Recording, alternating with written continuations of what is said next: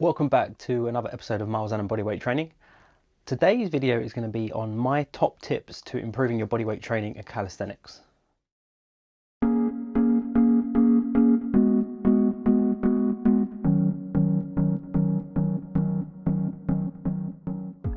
So today I've got for you 6 of my top tips to improve your calisthenics and bodyweight training.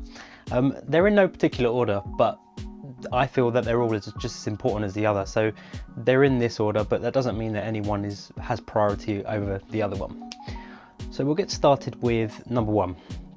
Number one is absolute strength.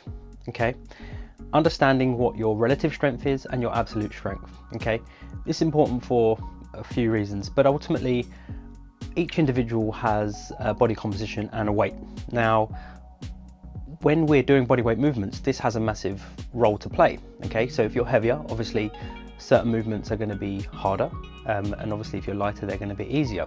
This ultimately means that you have any amount of strength, which is your absolute strength, but that will be relative to your body weight.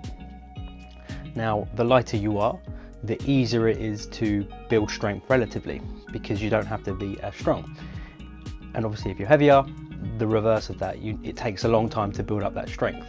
Okay, then we have the body composition, which is some people, like mainly women, have heavier legs than the upper body. So again, that takes time to develop upper body strength to fall in line with the weight proportionately lower than their upper body.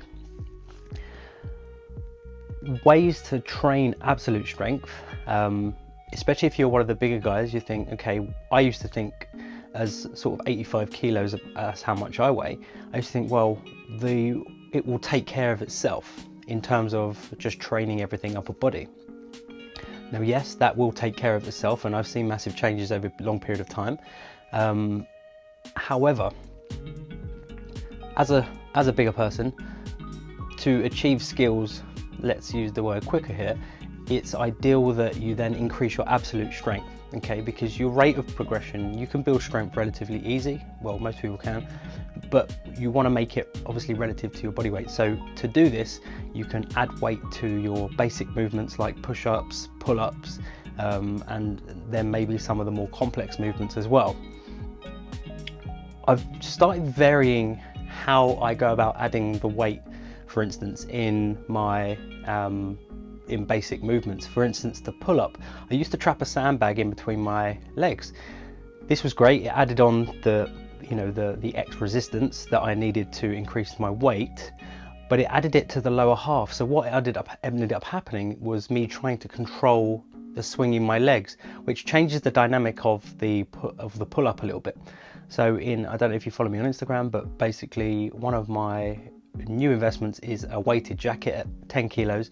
Now this adds the weight directly to my upper body, and it's a lot more effective in me able to keep my legs, the tension in my legs where I want it to be without them, having extra momentum to think about that. And I can then just focus on doing a really good pull-up without the weight trying to pull me in a different direction. And I can add that to handstands as well, and I can add that to press-ups, etc. Now, there is times when I want to use a sandbag, when I want to work on my compression and my core training. I can use a sandbag on my legs because I'm in a position where I want my legs to be heavier, because it makes it harder on my abdominals or my back. So it's really about understanding your relative body strength and then trying to maximize your absolute. A lot of like guys or women will find it easier to build the strength, because as a human we can obviously build strength, and if by doing the same movements as someone else, but if you're making it relative to your body weight, you'll just achieve that slightly faster. Moving on to number 2, flexibility and mobility. This has 2 reasons why it's very important. The first reason is it's all to do with injury. Okay, if you have a healthy range of motion in your joints and adequate flexibility in your muscles, then the chances for muscular dysfunction is limited. Now what that means is that when you're doing movements with muscular dysfunction, you're likely to wear out the energy systems that are taking place with any given movement. Okay, now if you're dysfunctional, then you'll just wear the systems out quicker. If you're in an optimal position and you've got good joint health, it takes a lot more wear and tear to produce the same sort of rate of decline. So preventing injury, maximizing tissue and joint health is why you want to keep mobile and flexible. Second important reason is that it helps with certain skills. Now, in my teaching of the handstand, for a lot of people go into the handstand, they kick up, and this is to carry through momentum. Okay, now the problem with that when you're just trying out handstand for the first time is that it's hard to find that balance point. So you shoot up into the handstand, hard to control, and you come out of it, and it's not very productive.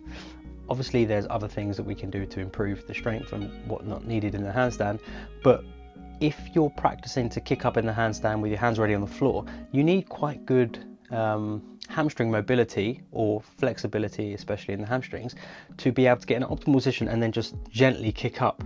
You kick up with way more control, okay? But in order to do that, you need to have good range of motion.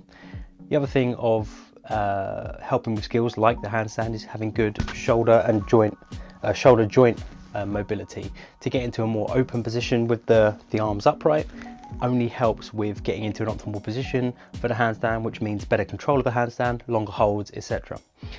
And there's a whole host of other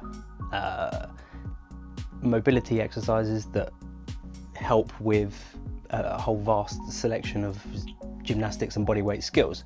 So they're the two important reasons, I would say, as to why mobility is important. Number 3. Now, I did say at the beginning that there wasn't any real important one over the other, but I am going to just put this one slightly above the rest because it's an optimal way of training, I believe, and I'll explain. And tip number 3 is ultimately body tension. And how that works is that whatever movement you're doing, okay, focus on keeping the body tense basically throughout. So it doesn't matter what movement you're doing, keep the body completely rigid and tense, okay? And what this does is it has massive carryover through every different other exercise, okay? Because if you look at the range of skills in gymnastics or bodyweight or calisthenics training, you're going to see some very common body shapes throughout. It doesn't matter. So for instance, the handstand, you basically, whilst you're inverted, you see what we call a dish, and the dish is on screen now. You see the front support is a variation of that. The front support could be a plank, it could be a planche. So maintaining these positions in everything that you do, whether it's a push-up, whether it's a pull-up, whether it's obviously the handstand, whether it's any skill that you're developing, or even bicep curls. Sometimes I do bicep curls just to develop the bicep strength because they can fall behind. But the body tension and the shape that I'm making is that of the dish or the front support, you know, a completely rigid body. I'm not just swinging the biceps or the bicep curls like this. I'm keeping the body rigid. What that's doing is it's training my brain to have independent movement of my limbs and keep body tension. That becomes massively important when you're trying to learn different skills in the handstand, like pressing to handstand, for instance, is the ability to keep from your hands to your hips fixed and then just independently move your legs. Okay, now if you're not practicing how to switch everything on and isolate, then it's going to be very hard to mentally figure out what's going on with that movement. So body tension has the biggest carryover through everything, and I found this 100% true in everything that I do. So I never train all out on one specific movement other than the handstand, because that's just like an art of getting better at balancing now. But any more complex movement is never just trained as a block by itself. I train more or less everything all the time, and with one common denominator, which is to keep body tension no matter what I do. So whether I'm doing dips, pull-ups, I'm not just isolating the pull-ups with my upper body here. I'm completely rigid when I do a pull-up and I go up. The same with the dips. A lot of people tend to arch and just rely on this shoulder mechanism and the triceps to do a dip. I don't do that. I create, when I'm in this position, a complete hollow body position, and then I do my dips, so the body's rigid. And it costs more, of course, because you have to recruit everything, but then the carryover for very little extra work, I say little extra work, but for a little bit more work, you get much more carryover through everything. So we don't have to just isolate, we want to integrate the whole body as one. And if you think of it as though every joint, and it's a joining joint, has a responsibility to help out the other one, okay? So it's just a focus on keeping body tension and carrying that through everything that you do. Tip number 4. Tip number 4 is what you do ultimately if you don't have a coach, or even if you do have a coach, is still very important, and that is filming yourself, okay? Not in a vain way, no. Filming yourself will now allow you to basically gauge how your body shape is, and that's, instead of making it more complex, all you need to do is observe someone doing bodyweight training that has very good form. I'm actually going to put a couple of people that I believe have incredible form when it comes to bodyweight training. I'll put that in the description below, but all you have to do is look at them, and take it from me, their form is faultless, absolutely faultless. So once you see what they're doing, whether it be a handstand or a planche or a tuck planche or an L-sit or whatever it is, look at their body shape, okay? And when you attempt it, film yourself, look at your body shape, okay? Try to understand a little bit about your own physical anatomy, and this will help you sort of make a relative picture. Say, okay, I need to adopt that shape. If you can adopt the shape that they're making, you will have the form, okay? It doesn't need to be more complex than that unless you want to make it more complex. It doesn't actually need to be. It just needs to be a replication of body shapes, okay? So even if it's the front support, mimic someone who has a good front support. If you look at any gymnast doing any of these movements, you'll see how good the form is, okay? And that's ideally what you want to replicate. But in the calisthenics world, the bodyweight training, the two guys that I'm putting in the description, Gabo Saturno and Osvaldo Lugones, just watch their stuff and it's absolutely brilliant. So yeah, that's definitely point 4, is filming yourself, taking the visual cues, adjusting, refilming, and seeing the outcome. And then all of a sudden it will start becoming auto nature, and you won't actually need to film yourself unless you're developing a new skill and you want to just check yourself. Tip number 5. Tip number 5 is that basic movements prevail, okay? Yes, we want to learn these complex skills and they're fun and they look cool, great. Push-ups, pull-ups, dips, simple movements, high results. That's all I need to really say on that, okay? You develop with, again, going back to body tension, you do all these movements with good body tension, and you basically, it's like a free lunch. You start developing massive strength, okay?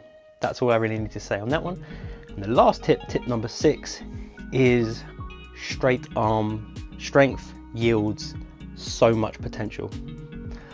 It's something that I figured out along this journey maybe 4 or 5 months ago.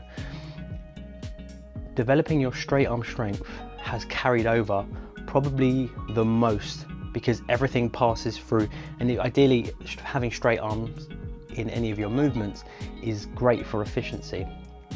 But developing the strength, and all that really means is all of the musculature in the arm, so that's the tricep, bicep, your forearms, your grip, everything, as well as the serratus anterior.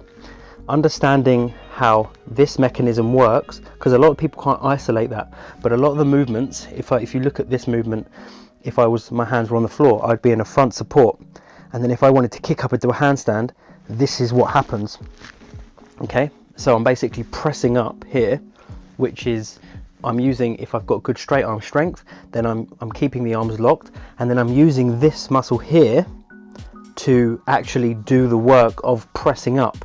And then obviously if I'm keeping body tension in my legs and my abdominals and my back, then I will achieve good form. But developing that strength, there's loads of ways that you can develop the straight arm strength. You can use dumbbells to just basic lifts like so. You can use cables where you create tension like that and you just pull down. You can do just isometric holds with them as well, and you can do walking in and walking out with your feet raised on a box or against the wall.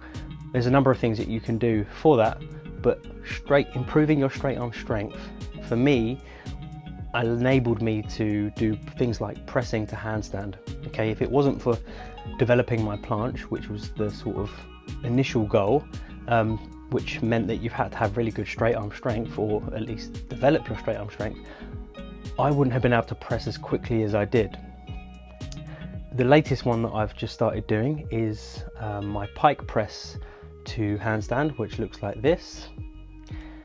And that kind of came out of nowhere. It came out of a whole, funny enough, all of these tips that I've explained, it came out of that.